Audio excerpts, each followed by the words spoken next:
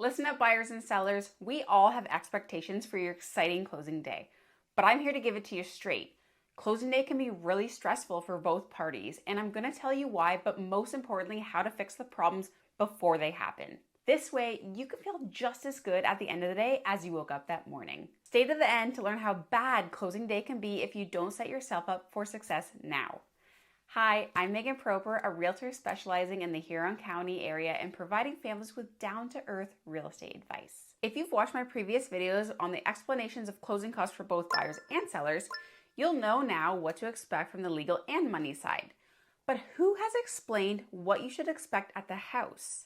Let's dive into what buyers should expect or be prepared for of the condition of the house on closing. Remember that real estate is a two-way street, and being courteous to the buyer and the seller will make the final stages of the process so much easier and less stressful. Let's start with buyers, and if you're a seller, don't leave because this will help you understand my closing day etiquette do's and don'ts for sellers video coming up next. Buyers, let's go over 3 situations that can happen on closing day, with situation 1 being the best. Let's get into it. Situation 1. Your house closes early during the day, you enter the house, and the air smells like the professional cleaning company just left 5 minutes ago. There's a bottle of wine on the kitchen counter, accompanied by a love note from the sellers, giving you the ins and outs of the house, the light switches, the remotes, and quirky tricks to the property. Heck, they even left their cell number in case you have a few questions. Sounds pretty good, doesn't it? Wouldn't we all love for this to happen each and every time? I told you I was going to give it to you straight. This unfortunately isn't the norm, but after this video and my video on closing day etiquette do's and don'ts for sellers, we can start to slowly change the game. Let's discuss situation number 2. You walk in, it's empty, too hot or cold for your liking, maybe not as clean as you'd prefer, but it's been wiped down. Everything's there or not there that's supposed to be, and there's a few nail holes in the walls. You're excited, yet also in shock of how the property looks now that it's completely unoccupied and worried that the space isn't what you had bought, now leaving you staring at the property, noticing every little flaw you didn't see when you purchased. My first home pretty much fell into this category. This is how most closing days occur for buyers. In most cases, a few days later, when things are cleaned up, furniture comes in, and the buyers start arranging their furniture, the house does start to feel like home. This is a good situation to prepare yourself for because it can be a shock to go from a perfectly staged house to blank walls and a whole lot of work ahead of you. It's extremely overwhelming, and in other scenarios, this is where buyers can get very emotional and upset about the small issues that they didn't see when viewing the house, wondering what can be done about it. Yes, some problems can be addressed, but in reality, the house can only be as prepared for you as the listing agent preps the seller.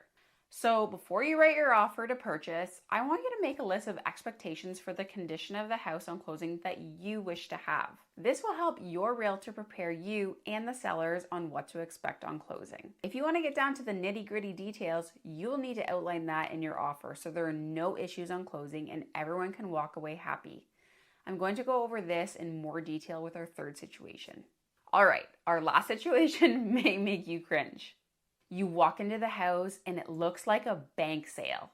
The floors are disgusting, there's personal belongings left behind, and they took all the appliances.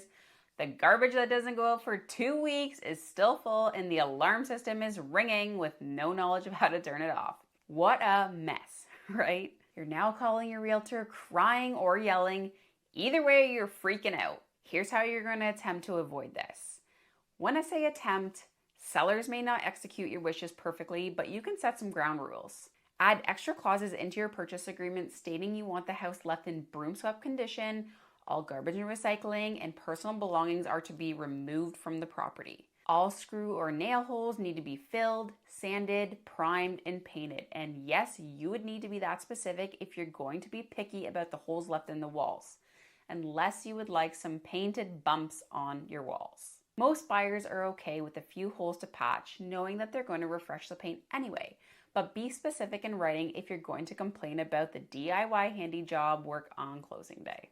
And buyers, be courteous to sellers on this point too. If you plan to do a major renovation right out of the gate that will leave the house a mess anyway, let the sellers know and save them time and money hiring a professional cleaner or hours spent mopping floors. In your offer, be as specific as you can with the appliances, such as the brand or model number, to make sure that they don't get swapped out.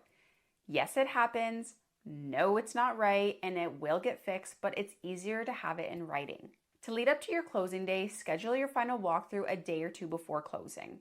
I recommend this to buyers as it's close enough to completion date that most things shouldn't change in that time frame, and it gives us time to remediate any problems and keep your closing date on time. Verify all the inclusions and exclusions are there or gone. Check all the lights, dimmers, windows, appliances, and outlets are properly working, and that no old paint cans or boxes of flooring are left laying around that you don't want. For that noisy alarm ringing in your ear, you can ask for the alarm systems to be removed or a cheat sheet to reset them before closing. All right, buyers, which situation would be okay with you? And if you've had any horror stories in the past, let me know in the comments below. My sellers out there, do you now understand the perspective of the buyers? In my next video, I go over how you can make sure that you don't have your listing agent calling you or cursing your name on closing, with the do's and don'ts for closing day etiquette for sellers. If you're interested in my free buyer's guide to help you with more tips or to get in contact with me, you can find the links below. Thanks for watching, and I'll see you again soon.